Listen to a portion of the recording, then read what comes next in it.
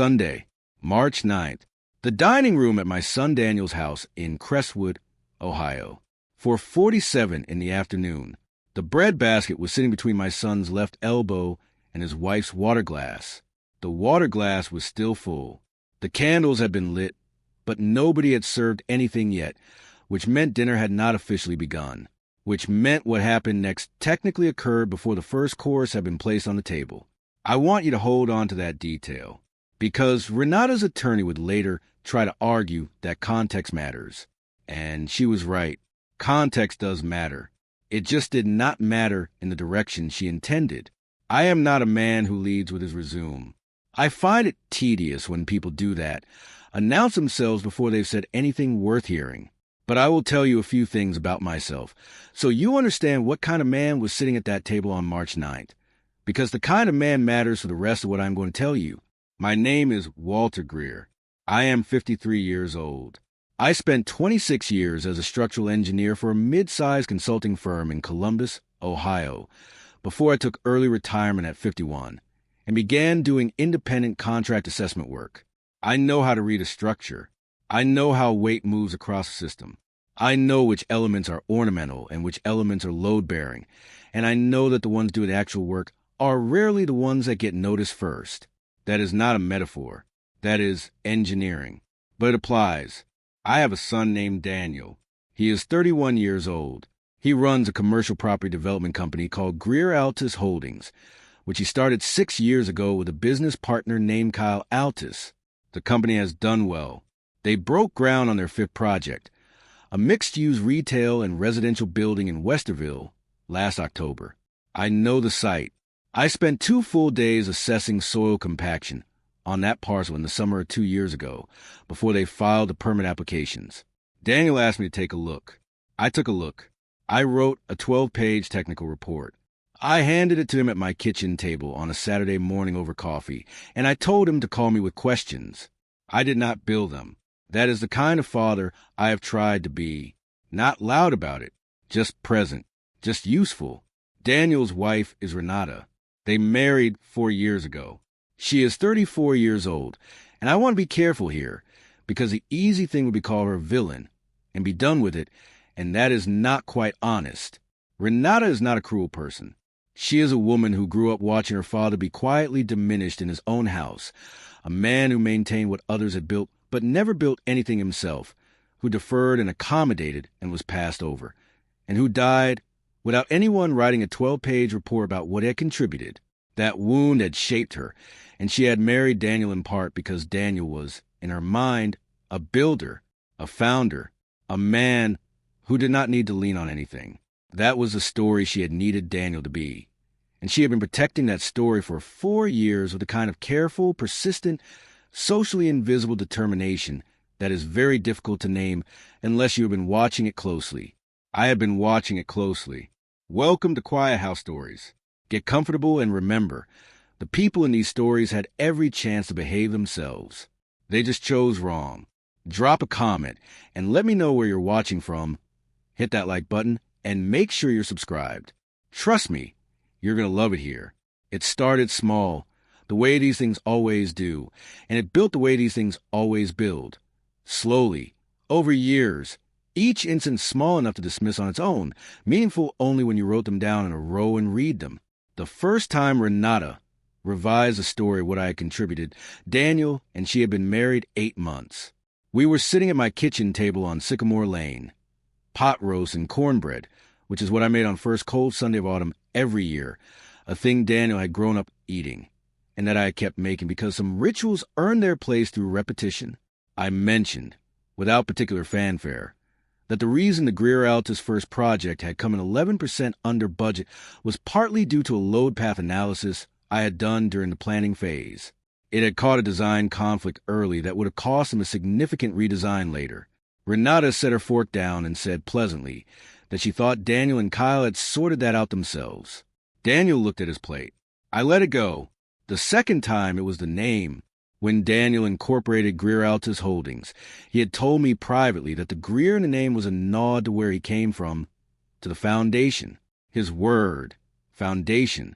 A year and a half later, I was standing at a holiday party in the living room of a colleague of Daniel's when I heard Renata, 6 feet away with her back to me, explaining to a woman I didn't know that the Greer and Greer Altus referred to a mentor Daniel had in college, a professor who had inspired the whole thing. She said it without hesitation and with genuine warmth, the way you tell a story you have told many times before. She did not know I was behind her, or perhaps she did and had made her calculation. I have never been entirely certain. Daniel did not correct her that evening. He had heard her say it. I watched his face from across the room. There is a particular kind of quiet that falls over a man when he stops being surprised and starts taking inventory. I was quiet for a long time after that party. Not angry.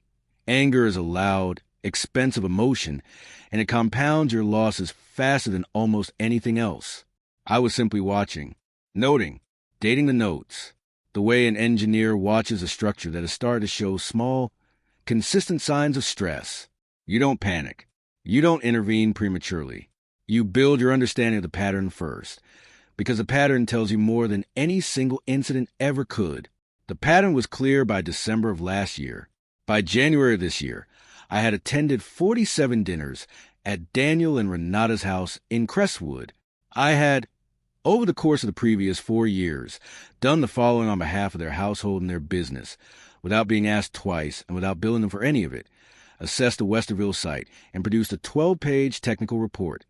Introduced Daniel to Kyle Altus, who was at the time a 26-year-old with strong instincts and no professional network, and whose name Daniel now shared a company with.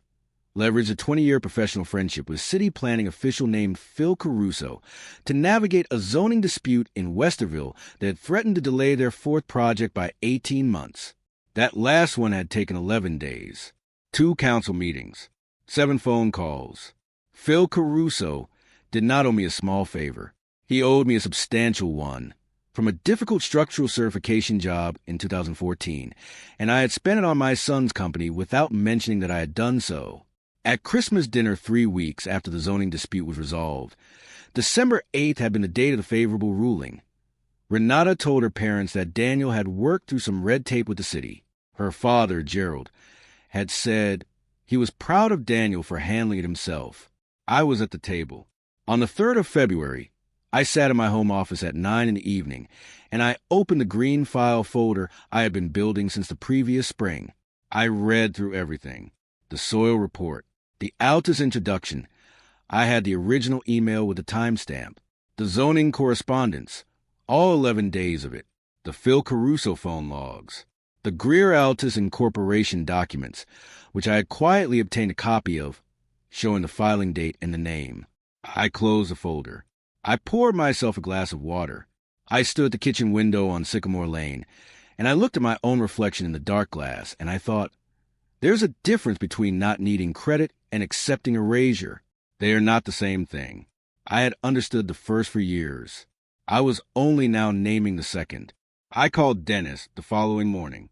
Dennis Greer is my younger brother.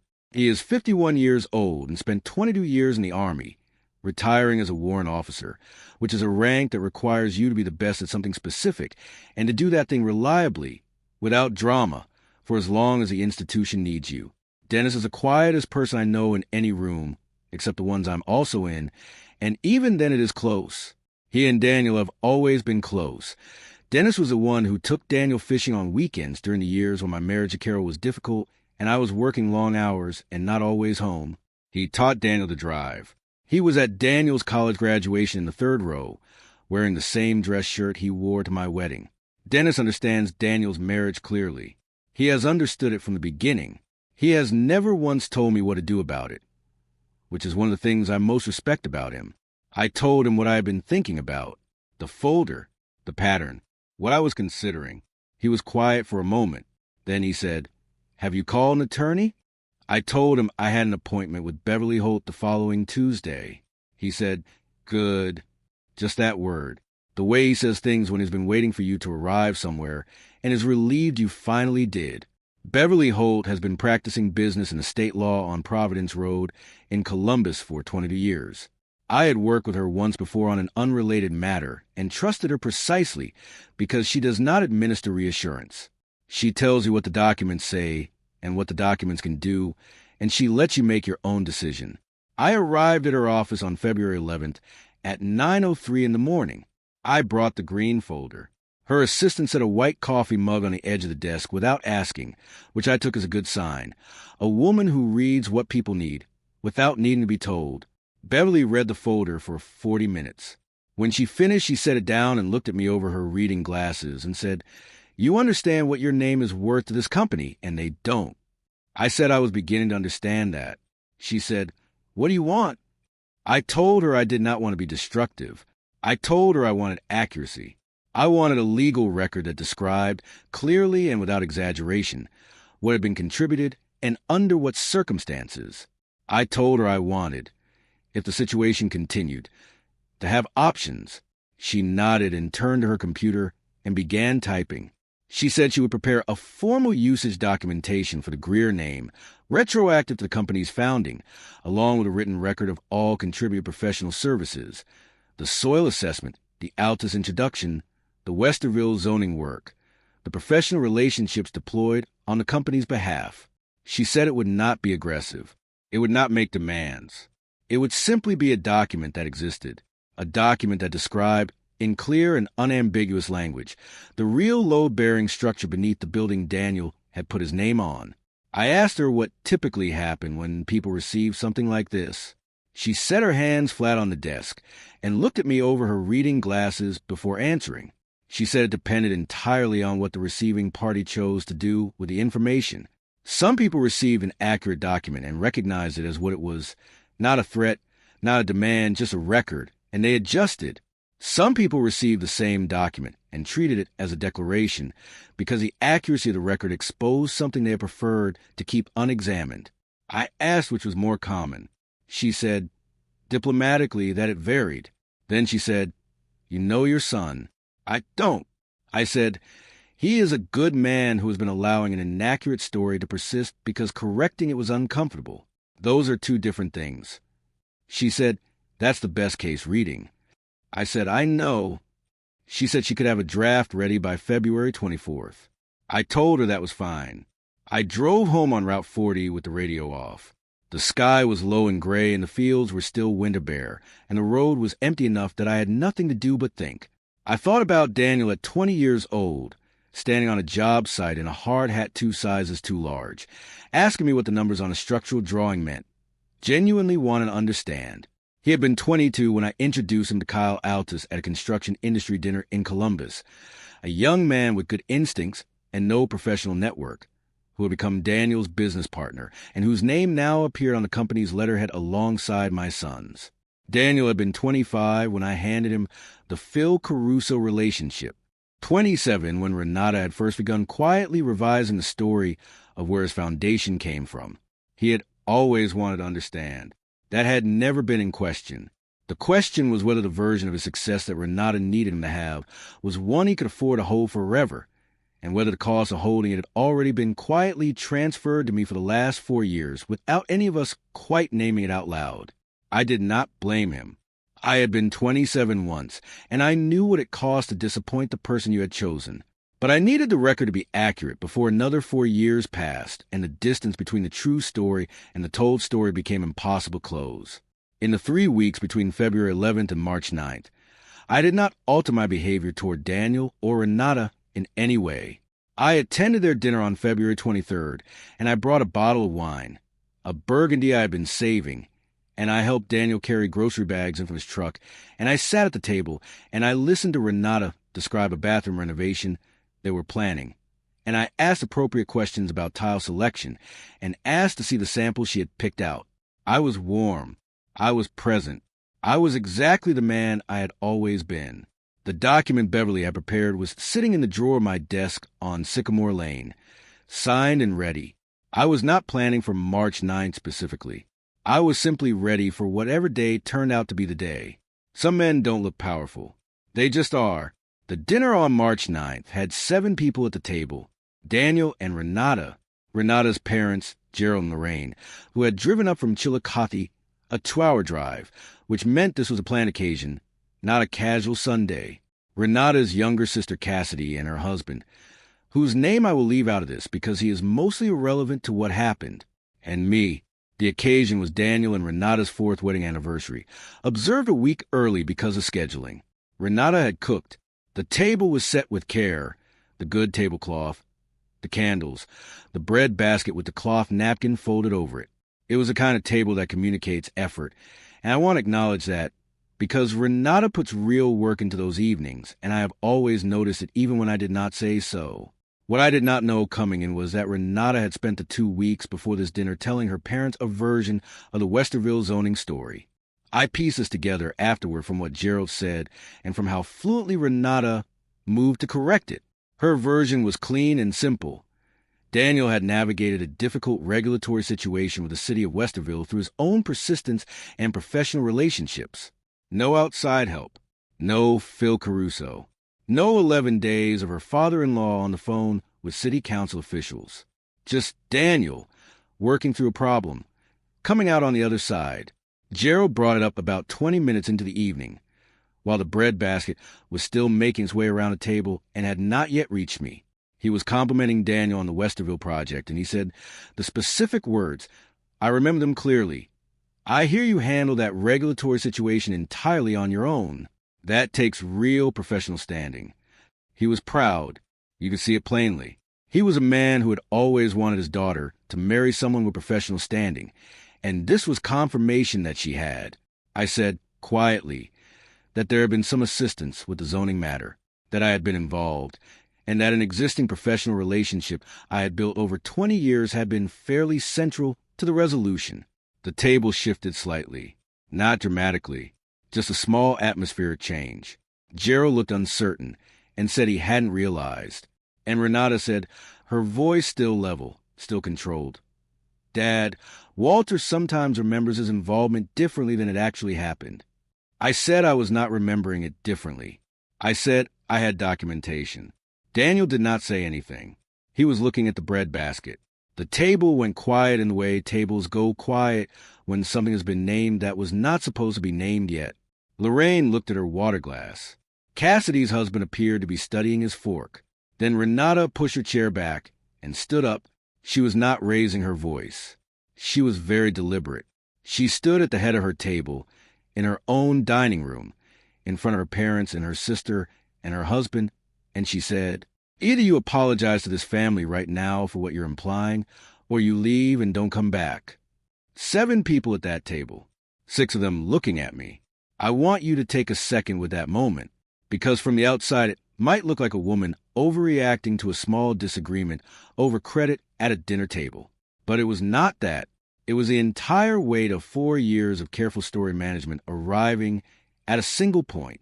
She was not angry about the comment I had made about Westerville.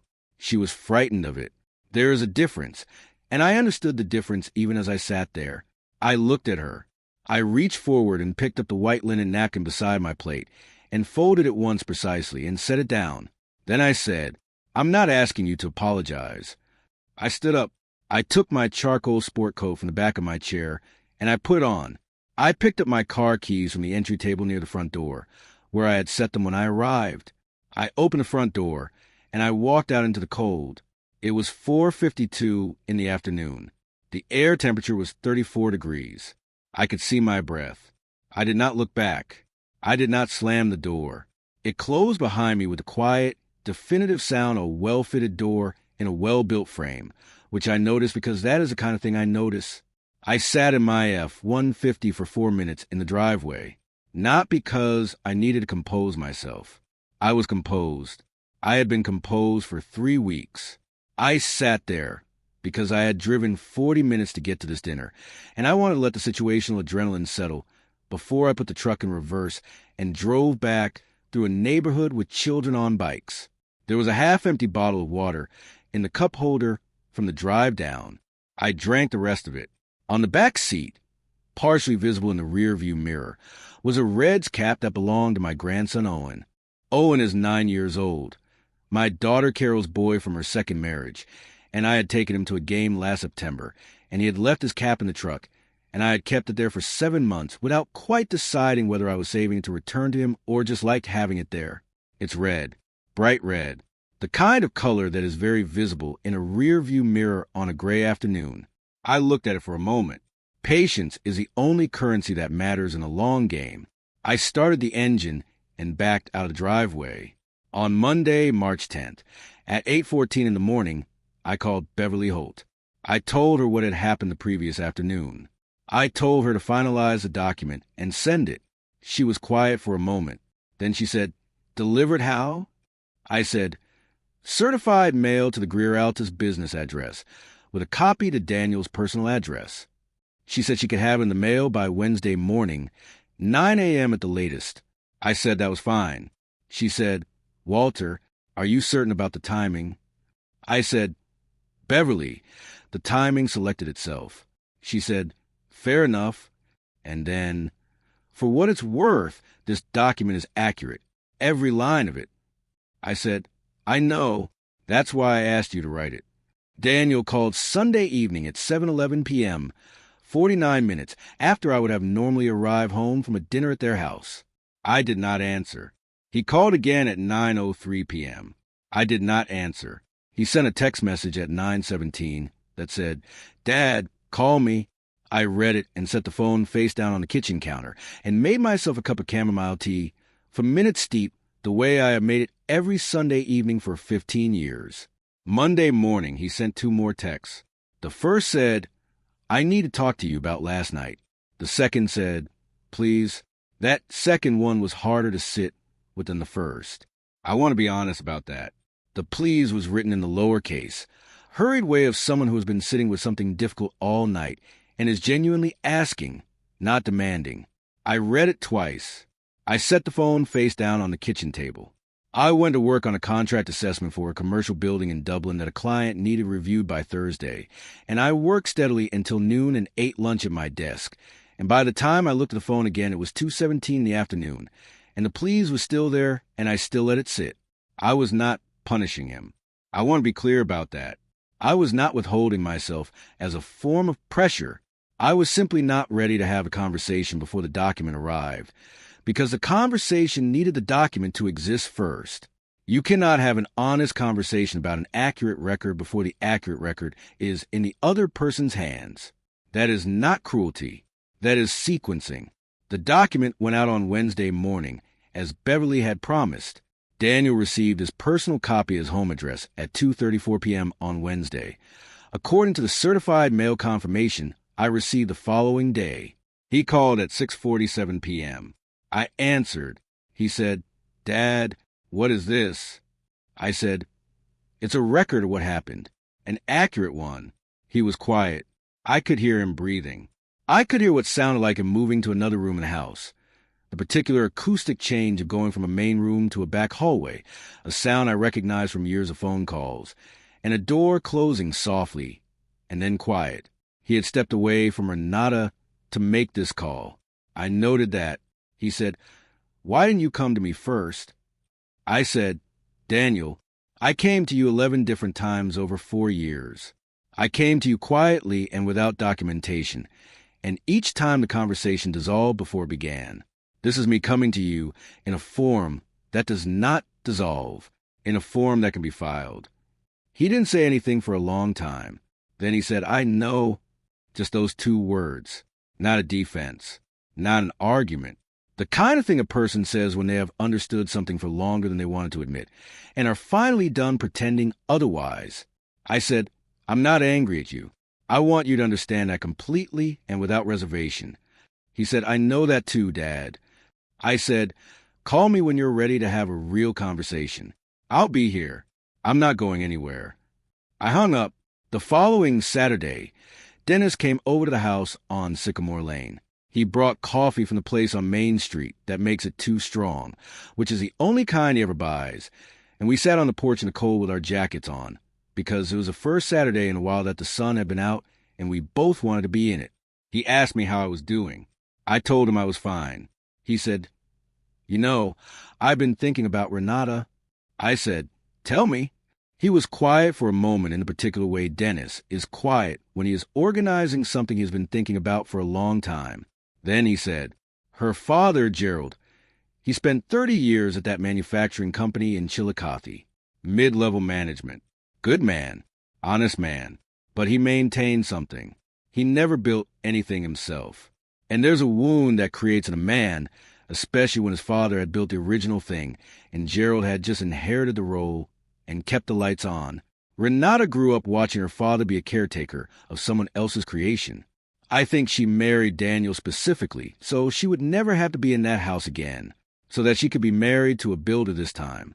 A real one who did it himself. He drank his coffee. And then she met you, he said, and you were the soil under the building. And if you were the soil, then Daniel wasn't the founder. He was Gerald. I sat with that for a while.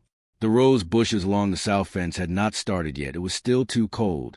But I could see the canes, the structure of them, the way they had spread and organized themselves since I planted them in 1995. I said, that's not a reason. Dennis said, no, it isn't, but it's an explanation. He's right that there's a difference. Explanation does not forgive, and it does not excuse. But explanation tells you what you are actually dealing with, and what you are actually dealing with determines what you can actually do.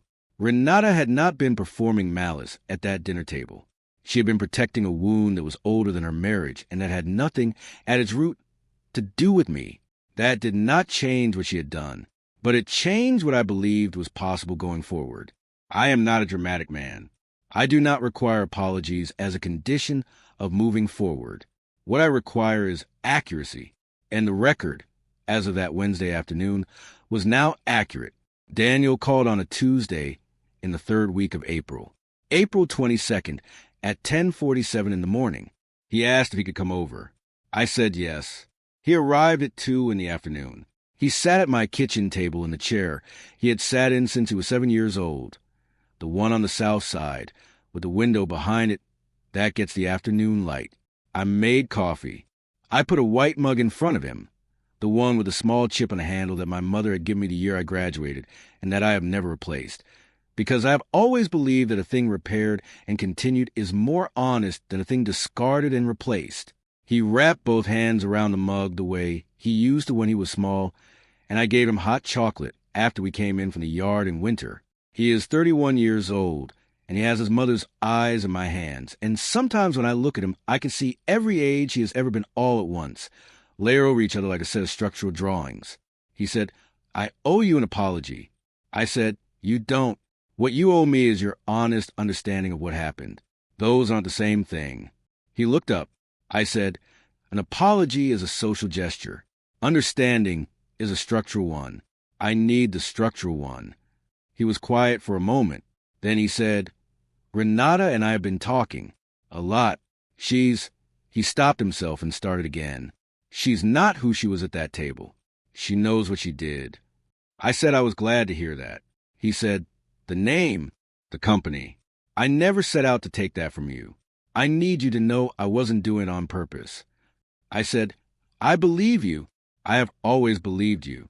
You are not a dishonest person, Daniel. You just allowed an inaccurate story to persist because correcting it was uncomfortable. That is a different thing, and it is a correctable thing. He was quiet for a long time. He said, she wants to meet, the three of us. She wants to say something. I said, she does not have to say anything. He said, I know she wants to. I thought about it. I thought about the rose bushes along the south fence and the way the canes had organized themselves over 30 years into something sturdy and broad, and how the blooms came back every spring not because of any one season's maintenance, but because of the accumulated decision, repeated year after year, to leave the root system intact. I said, set it up. I'll come.